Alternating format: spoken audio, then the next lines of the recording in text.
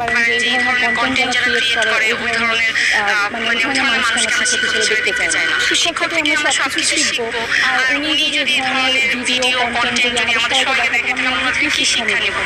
বিকেলে ঢাকা প্রকৌশল ও প্রযুক্তি বিশ্ববিদ্যালয়ের ক্যাম্পাসে অভ্যন্তরে মানববন্ধন ও বিক্ষোভ করেন শিক্ষার্থীরা।